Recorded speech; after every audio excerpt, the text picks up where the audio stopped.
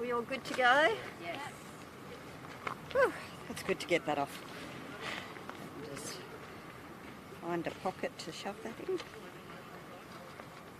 Okay, good morning Queensland. I'm happy to give the COVID update today. I know the Premier has already given some numbers, but I'll just go into a bit more detail. I'm here in Cairns today with the Chief Health Officer, Dr. Gerard, and of course our local member, Michael Healy, and we've got a great announcement to make, but first the COVID update. So as the Premier said, we've had 6,902 new cases overnight. 2,935 of those are rapid antigen tests, positive results that have been registered. Again, to Queenslanders, thank you very much for registering those positive results. And please, I encourage anyone who takes those tests or parents administering those tests to their children, please make sure that you are registering those in a timely way. So we've got that information in our system as well.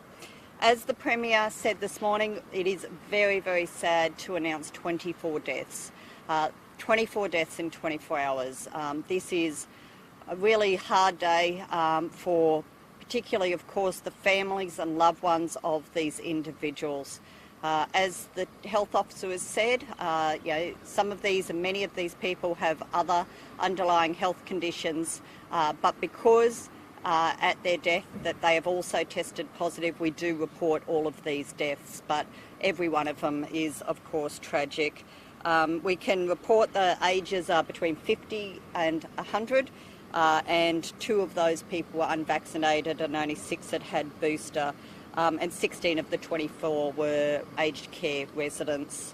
It's good to see our hospitalisation numbers, so our public hospital beds are coming down with COVID patients from 663 down to now 628. We have the same number in ICU, 42, and the private hospitals we've seen an increase from 42 now to 58. It is great, as the Premier announced, to see our vaccination numbers. We have hit 90% double dose, so we are 92.22% first dose, which is great. That shows that Queenslanders are still coming out to get their first dose, and I really would love to see that number get over 95% of the Queensland population, 16 plus, vaccinated, and we have now hit 90.02% double dose, so that is great news. And our 5 to 11-year-olds, we're now at 39.87% and 59.28% on our boosters. And it's great to see our staff, our health staff and Queensland ambulance staff that are isolating and quarantining because of COVID is down even further today with the latest update, 2,148 staff. Now, that's still a lot of staff that are off in quarantine or in isolation, but when we compare that to over 6,000 on the 18th of January, this is showing a real improvement in the community, and I hope it's showing an increase of staff availability across the private sector as well. So our distribution centres, our retail, supermarkets, all those businesses who are struggling with so many staff off on leave, we're hoping that now that we're coming off that peak, that more staff are becoming available to help improve our economy as well. And we have 534 children, so 5 to 17-year-olds who have tested positive in PCR results. So we said yesterday we'd start reporting these so we can see the trend and what might be happening with school returning. We don't envisage that this jump overnight is directly related to school yet because it's very, very early days and these are PCR results, but we'll continue to report them. I won't talk about our announcement yet. I'll hand over to the Chief Health Officer. We'll take questions on COVID and then we'll come back and make the announcement why we're here at Cairns today. Thank you. Thank you very much, Minister. So sadly we have 24 deaths to report today, and I would remind you that we report anybody who has died who has had a recently positive COVID-19 test. Sometimes with the elderly who have multiple comorbidities, it is difficult to determine exactly what the cause of death is. But for the sake of transparency, we report anybody who has died who has had a recently positive COVID-19 test. And with COVID-19 being widespread in the community, we are seeing an increased number of these. So in the 24 deaths, there was one person in their 50s, 2 in their 60s, 2 in their 70s, 11 in their 80s, 7 in their 90s, and 1 aged over 100. 2 of these people had not been vaccinated. 1 had had a single dose. 12 had had just 2 doses, and we know that in the older age group, it's that 3rd dose which is particularly critical in preventing severe disease. 6 had had a booster, 3 doses, and we don't have data for 3 of the 24. 16 of the 24 were in residential aged care facilities. That brings the total number of deaths in residential aged care facilities in Queensland to 176. And the total number of deaths in this Omicron wave has been 325. So again, our thoughts very much with their family and their friends. In terms of the impact on hospitals, here we have much better news. The number of patients in Queensland public hospitals continues to fall. 628 in the last 24-hour period, down from 663. We peaked just close to 1,000 on the 25th of January in terms of inpatient beds. So that continues to fall.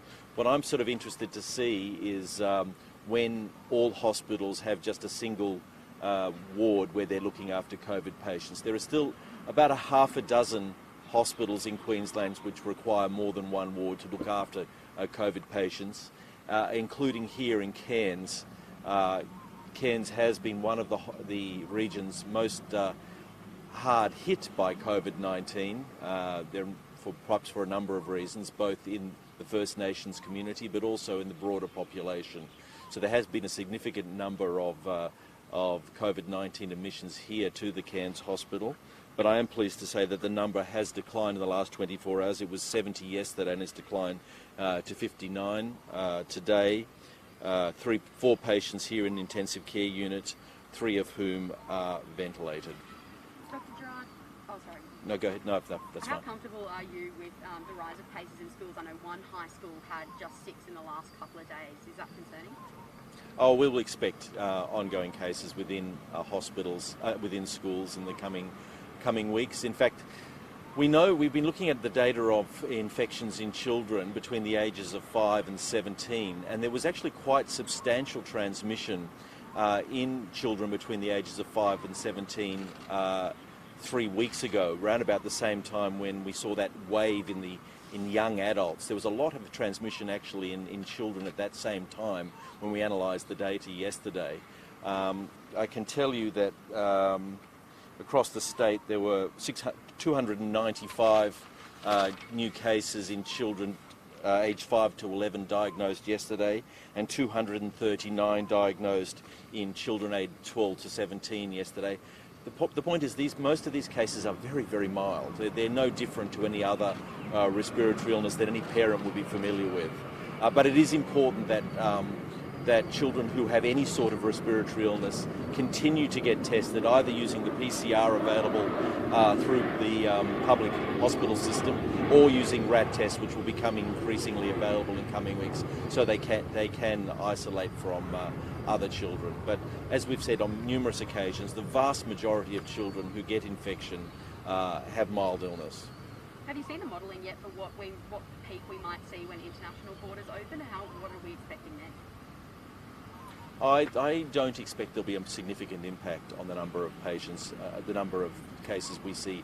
The number of international arrivals is very small compared with the number of cases we've seen in the population of Queensland. We think so far, by the end of February, it'll be somewhere between at least 1 to 2 million Queenslanders that will have been infected by this virus by the end of this month, is what we think. So it's very large numbers of people have been infected. Many people don't even know they've been infected. Most have had a very mild illness, but it can, as we know, cause severe illness in some people, and it's more commonly causes severe illness in older people, but it can randomly affect young people as well. But we know for the most part it is a mild illness similar to flu, particularly, and I must emphasise this, and perhaps I haven't stated this clearly enough, particularly if you are vaccinated. If you are vaccinated, then it is likely that whatever illness you have will be mild, particularly if you're otherwise fit and well. There's a lot of talk about Omicron being a much milder virus than the previous strains. That's actually not true. The severity of illness associated with Omicron's very similar to the severity of illness associated with that initial virus that caused devastation in Italy and New York at the beginning of the pandemic in 2020. The reason why we have seen relatively small numbers of intensive care admissions, hospital admissions and deaths is absolutely because of the high level of vaccination we're seeing in Queensland, with now 90% of Queenslanders double dosed. But it is critical, and this is something is becoming very apparent, that particularly in the older age group, they need that third dose to give them protection. And anybody who has had their vaccine more than 3 months ago should get that third dose as well. Now that we've reached that 90% mark, when will we potentially start to see restrictions ease, like mask wearing and distancing? Look, at this stage, there are only 3 major restrictions on Queenslanders at the moment. There are not major restrictions on us at the moment. The only 3 things we have are indoor mask wearing, vaccination requirements for people in places like pubs and clubs and stadiums, and isolation and quarantine if you're sick. These in my mind, are not particularly onerous restrictions. Obviously, we continue to look at them as we head into winter, but the restrictions on Queenslanders at the moment are really quite mild, and Queenslanders can go about their daily lives as normal at the present. With the pressure that's then now starting to be used in hospitals, as you said, with more staff being out of isolation, when will we start to see more of those elective surgeries be coming back on board? Yeah, our plan is still that we keep the elective surgeries restricted until March, but it gets reviewed on a weekly basis. I will be more comfortable once we have just single wards in hospitals dedicated to COVID-19 patients, and there's at least half a dozen major hospitals, including here, Cairns Hospital, that have more than one ward requiring to look after COVID patients, and that is quite disruptive to the normal flow of hospital work. And with that vaccination check-in requirements, is there any talk about that being updated to those 3 shots? Not specifically at this stage. I mean, there's a lot of discussion around this 2 shots versus 3 shots, but there's no specific decision being made about that. And with Novavax now in the country, what percentage of double vax do you think the state can achieve? Well, we should at least be able to achieve the number of vaccinations that have already received 1 dose, which is, I don't know if the Minister can help me here, I think it's about, is it 92%? 92. About 90%, 92% at least. 92% at least, but hopefully higher. What do you say to some of those people who have been holding off getting vaccinations, waiting for the Novavax? Is that a wise thing to be doing? Well, the vaccines we have are extremely safe and extremely effective, and we've got billions of people to prove that around the world. But if people particularly want to get the Novavax, it's coming here, so if that's what they're holding out for, go ahead and get the Novavax. It's not necessary. But if that's what people want, then there are some people who particularly wanted that vaccine. But we know that we have vaccines that are extremely safe and extremely effective. It's been proven among billions of people who've received them. Any other COVID questions? Maybe for the Minister, please. Yep. Minister, what's being done about the 5% of hospital staff that are sitting at home on full pay who refuse to be vaccinated? So there's a number of people who have put in for exemptions, and some of those are complex around medical circumstances. So there is a small percentage that are still being worked through. The majority have already gone through, so all those who already have decisions would be going through a show cause process. And at the end of that show cause process, if they have chosen not to get vaccinated, then they would be terminated as far as their employment, or, as some have chosen to do, left the employment themselves.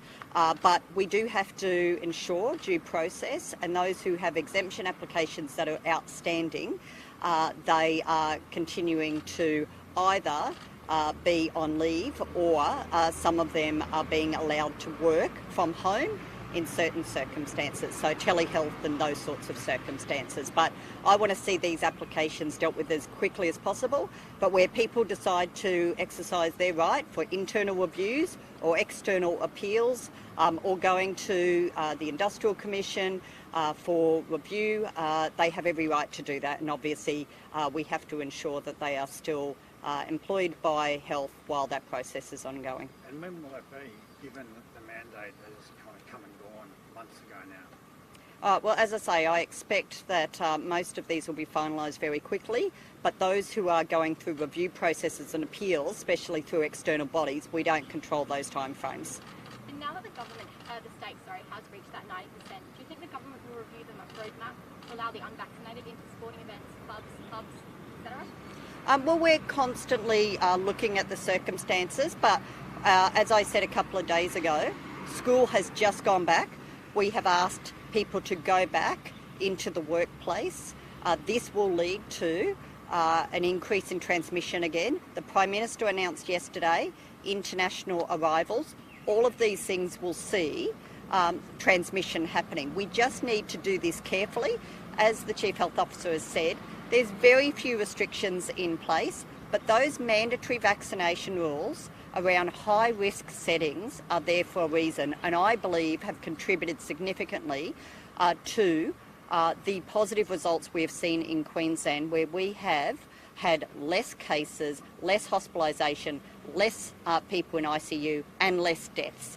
And that is because of the measures we've taken and the decisions we've made over the last 2 years. So we'll continue to follow the health advice and do this carefully and not remove all restrictions at once, just at a time when kids go back to school and everyone goes back into the workplace. The ADF personnel that are currently in some of the aged care centres, can you explain what exactly they're doing? And there are some people that have been concerned about the staff, the ADF staff, potentially traumatising the patients by having a bunch of soldiers suddenly in aged care. Look, I would hope that would not occur. I mean, look, our Defence Force, let's remember, our Defence Force are just everyday citizens in our community who are doing an incredible job serving our country. And from time to time, they step in and help us at a domestic level as well. I have no doubt that they will go in and do it in a very compassionate, caring way, but there is help needed in these aged care facilities. Now, what exactly they're going to be doing, you need to ask the Commonwealth. The Commonwealth have sent the Defence Force in, they're responsible for them. But I have no doubt, based on the information that's been passed on to me by staff, by family members, they are concerned that there's not adequate staff there to cook the meals, to make sure that residents are being served on time, that they're getting healthy meals, that they're being checked on in their rooms regularly, they're being cared for. So, I welcome the decision that's been made. We wrote to the Commonwealth over a week ago proposing this. We've been talking about aged care for weeks. In fact, we've been talking about aged care and vaccination rates since the start of last year. And so I am concerned that not enough people, not enough aged care residents have had their booster. I do call on family members, if you can, keep asking those facilities, when are the teams coming in? And also, if you are able to take your loved one out for the day, certainly you could walk in and get a booster at any one of our clinics, or of course at a community pharmacy or a GP, because we know the boosters make a difference, and sadly we know that aged care residents are making up a large number of our deaths from COVID. Of those 15 deaths in Cairns, aged care, in Cairns region, how many have been attributed to death in aged care facilities? I'd have to get that breakdown for you, but I'm sure I can get that information for you. And what aged care facilities do you think these military personnel should be deployed to? Oh, look, there is a very large number of facilities that I understand, the private residential aged care facilities that have outbreaks right now. What the Commonwealth needs to be doing, and the quality assurance regulators need to be finding out the level of outbreak, the staffing numbers, and going into any facility that is not able to bring in relief staff and to ensure that there is adequate care being given to those family members. Now, I saw a report yesterday that I believe at one centre families have been asked to come in and volunteer. and the families are stepping up and doing that, and that is wonderful. But it shouldn't be reliant on just families volunteering to care for their loved ones in a paid aged care setting.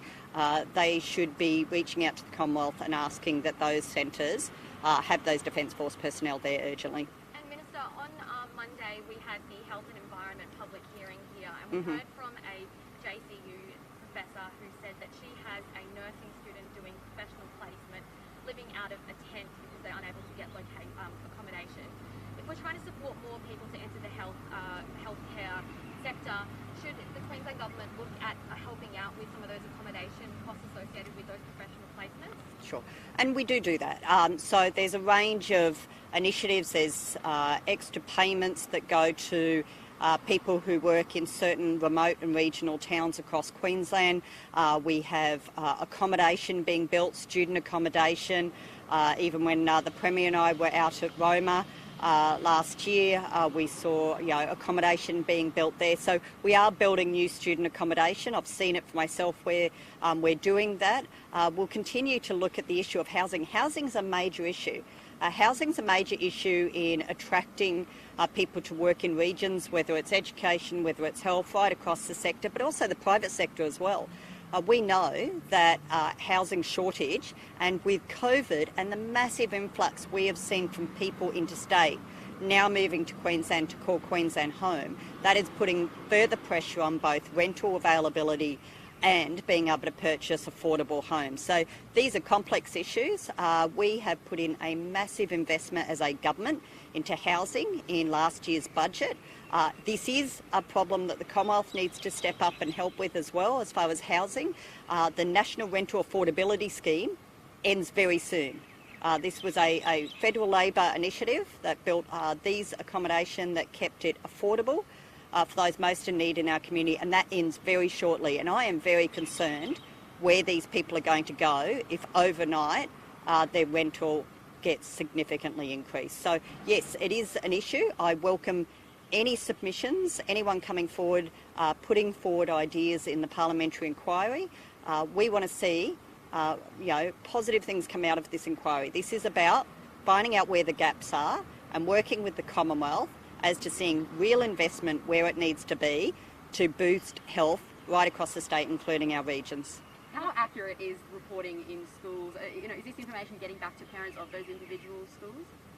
About of cases, COVID of cases.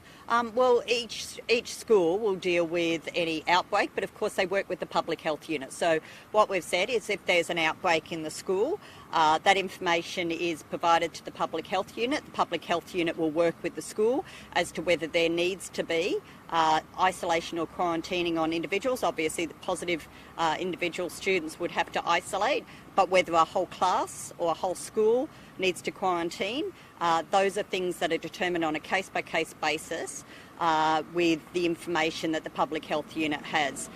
We've handled this really well through the outbreaks last year, where initially we were having to close whole schools, and with the way that we managed it, we got to a point that we were only having to quarantine a classroom and individual students' closest friends as opposed to whole schools. So the public health unit will make those decisions and work with the school, and the school will work with the parents to share that information. But masks are only mandatory for high school students. Do you think that will change anytime soon for primary school students? We have said we strongly recommend it from year 3 up. But we understand that not every child's going to be comfortable with that, and it has to be managed in a safe and sensible way in the classroom. But certainly we have strongly recommended it for our primary school kids as well. And the families of the Jeddah aged care home met last night and the meeting got heated. What will the government do to help the aged care crisis? Look, we are doing what we can. When aged care facilities reach out to us, when peak bodies reach out to us, and when the Commonwealth reaches out to us, as they have numerous times and asked us to provide PPE or rapid antigen tests for these aged care centres because the Commonwealth can't get it to these facilities quick enough, we've stepped in and helped them. We've been asked to help source staff and also private hospital beds for the Commonwealth for aged care. So we have certainly been engaging with the Commonwealth and facilities on this, but ultimately we do not have the authority to just walk into any private residential aged care and take control or impose any changes to their practices, whether it's infection control or staffing. We don't have the authority. The Commonwealth regulates, the Commonwealth funds. The Commonwealth is the one who is responsible for private residential aged care, and where we can help, we will. And I know a number of my hospital and health services are reaching in and helping aged care facilities right now. And when the international borders do open on the 21st of February, will there be any plans to introduce more restrictions? Not at this stage, no. As the Chief Health Officer has said, we already have widespread transmission happening in Queensland and across the country. I don't believe that the increase in international arrivals will really change that. It may mean that if there's a new variant out there, that the new variant will get here quicker by more people coming in. But we're prepared for that. We have dealt with many different variants. We've dealt with Delta. We're dealing with Omicron now. We will deal with whatever comes next. But what we do know is that getting vaccinated will help prepare us for that next variant that comes on our shores and those continued high level of cases. Remembering our surveillance testing a few weeks ago on the Gold Coast of random households showed 1 in 6 people are positive with COVID. So we should assume that could be the case anywhere in Queensland. That when you're standing in a room, we have, a dozen or more people here right now, there is a possibility someone's got COVID and not even know it. So that's why the masks are important. That's why the mandatory vaccination rules are important. And that's why it's important to keep testing and isolating and quarantining. Now, we might move on to our announcement here today. So I'm thrilled to be here. We might just invite some of our representatives from Hutchinson, also our hospital health services here. I've got Tina, our Chief Executive, and Clive, our board chair, and great representatives from Hutchinson who have been successful in winning the contract here. We are here next to the Cairns Hospital doing a sod turning on the new mental health facility. This is a $70 million investment, 3-storey mental health facility that will see 10 mental health ICU beds, as well as another 43 beds for adult acute mental health. This will be a real benefit not only for mental health, and this is being co-designed with a lot of consultation with consumers, with stakeholders, to ensure we get this model right. It's got to be safe, it's got to be sustainable, and it's got to be culturally appropriate. And yes, it has been delayed, and there's been a lot of extensive consultation. There's been delayed due to COVID, but I am so pleased we are here today to finally be able to turn the sod, to announce Hutchinson as a successful builder, to know that at the end of next year, this construction should be completed in early 2024. We will see this facility becoming operational. And with this facility becoming operational, it frees up space in the Cairns Hospital, which will allow us to put another 32 surgical beds in there. And that is more elective surgery, planned surgery, and that is fantastic. So it's not just helping with mental health, but it's also helping see those people on waiting lists getting their elective surgery sooner.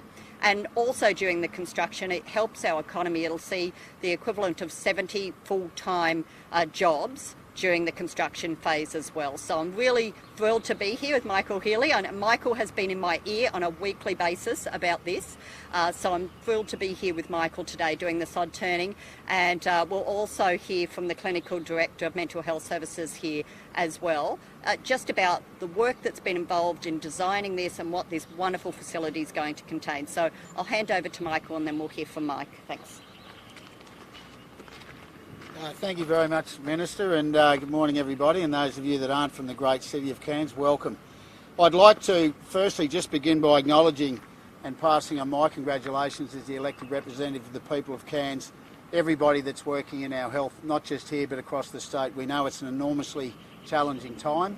I personally have friends that work in the hospital next to us, so I want to acknowledge the hard work that they continue to do and the pressure that they're under, and that extends from the executive all the way through. And I am so pleased to be standing with the Minister here today to be talking about what is vitally important, and that is an upgrade to our mental health services. This is part of an overall upgrade, that a commitment that the Palaszczuk Labor government has given to the people of Cairns and to our region. As we grow, we know that we need this important infrastructure. So to see these 53 additional beds And as the Minister touched on, it allows further improvements into the existing hospital. We need to get more beds, and there are future plans for that. So this is the first step.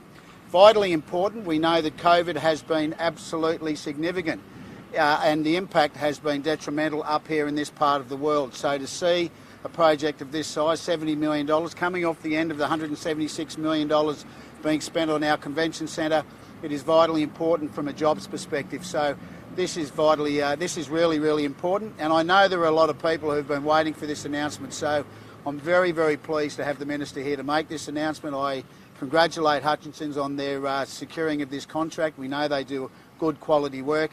It's important for our community, it's important for our economy, and I just want to say thank you very much. And now I'll hand over to somebody far more qualified who can talk to you about the details of the facility. Thank you, Minister Healy. And so my name is Mike Turbot. I'm the Clinical Director of Mental Health up here in Cairns. Obviously, we're hugely excited about this work commencing. It's a vital piece of infrastructure for this hospital, for the region, and it's fantastic the Minister could be here today to mark this occasion. We know that mental illness affects about 1 in 4 of our community, and it's not just about infrastructure, of course, it's about a community and healthcare response to support people in need. But we also know that a small percentage will require hospital level care and tertiary level care, and it's hugely important that we have an access for those people who need our services. So we hope that this infrastructure will not only provide inpatient beds, but a pathway from community access through to inpatient beds. You know, we envision that this will set us as leaders in regional mental health care. We're hugely excited about the doors opening. 2 years is not too far away. We've got a lot of work to do in the interim, and yeah, we're just keen to see it kick off. Are you disappointed, given the $70 million investment, there's only going to be a marginal increase in bed capacity? So $70 million is not a small investment. You know, we're hugely excited. 5 beds is actually a lot of beds. We function currently on 48 beds, and for the vast majority of the time we function within our bed space. We were benefactors of an interim ward and new infrastructure up on D6, so we've been using that space in the last couple of years. You know, we've also got an AOD facility, youth resi facility coming on board, hopefully in the next 12 to 18 months. And we've had recent builds in youth step-up, step-down facilities. So yeah, it's not an insignificant investment, and you know, vitally important. And 5 beds is a lot of beds, and as the Minister has pointed out, it frees up other beds in the hospital as well. So. But would it have been nice to have had more beds than like the additional beds that we're getting now? Yeah, I mean, it's always nice to have more beds, but we also understand that a lot of the work we do is in the community. So the vast majority of people requiring mental health care, the work is in the community. We need to bolster our community services. This infrastructure goes some way towards that, so it's not just about the beds, it's about the infrastructure on first, second and third floor to support access and our centralised intake service, and so on and so forth. So it's not just about the beds. I hear you. Beds is always under pressure, and we like the addition, and we will always ask for more, of course, but we think we're in a pretty good place. For a patient needing these sorts of services, what's the difference going to be in terms of their experience in 2 years versus now? So currently we are following the demolition of our old unit. We operate on 4 wards across 2 parts of the hospital. As I say, the interim ward of 20 beds was built, you know, so a lot of money went into that interim facility, but it isn't a purpose-built mental health unit. It doesn't have all the mod cons, the Wi-Fi, the views of the Esplanade, and the light, and you know, gyms and OT facilities that come with a purpose-built mental health unit. So we envision that it will be a far more therapeutic space than what we can currently offer. And what does that what can that mean for patient outcomes? Well, mental health consumers, like any other consumers of a health service, deserve the very best in healthcare, and this is, you know, the newest facility in the region, and we hope we will deliver the very best level of care, and that includes, you know, sensory rooms, It also comes with, there's models of care behind the infrastructure as well. So we're always looking at ways to improve delivery of care and evidence-based medicine care to mental health consumers. There was mention before as well of the consultation and culturally appropriate care. How is that going to be tied in with the new facilities? So you're absolutely right. So a lot of stakeholder consultation over a couple of years and ongoing around the design, the views out to sea and community, the space and the lighting. Mental health is a very difficult space to design, but we've definitely had consultation all along the way around how we can make that culturally appropriate, and I think we will deliver on that, and I'm confident our broad community will be satisfied with the outcome. And the Cairns region topped the state for the highest suicide rate. Is this then too late? And I guess what needs to be done in the interim to sort of make sure that rate is managed and people are able to access the care they need while we're waiting for this facility to be open? So any suicide is a tragic outcome, and it is true of many of our regional and remote areas that the suicide rates will be higher than the metro centres, and that a lot of that relates to access to care. And so when we have this level of expenditure, and when we have the infrastructure and the models of care combined with the suicide work that we do with our community partners, GPs, NGOs and otherwise, all of that is driving towards reducing the very worst of outcomes, which is suicide outcomes. And this facility will be open to everyone of all age groups, including children and teenagers? So no, it's an adult facility, but we have designed the unit in a way that will be flexible. So there is, the infrastructure will allow for cohorting of clients, protecting against those most vulnerable.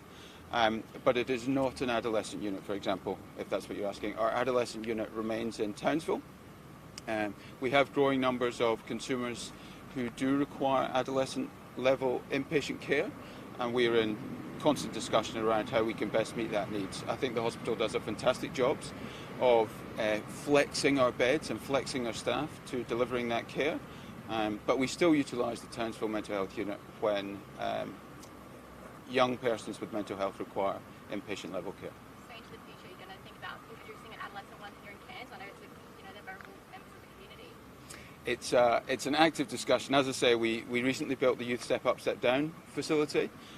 We have plans in place to build a youth resi AOD facility, alcohol and other drugs facility, and of course we're looking at how that can be supported with inpatient beds. But as I say, the hospital is, we have a team that is dedicated to managing child and youth patients within the hospital when that need is there, and we are always in conversations around how we can best meet those needs. Will some patients be coming from across Cape York and the Torres Strait? Are you taking in patients from that whole region? Absolutely. So the Cairns Mental Health Unit services an area the size of the UK. So we are the hospital point for a massive region. I think we've got something like 53 community mental health hubs, and when someone requires inpatient level care, Cairns is where they come to. So we have, Cape and Torres have their own mental health teams, but we have outreaching medical officers, and we frequently admit, not frequently, but fairly often we will admit consumers from Cape and Torres as required.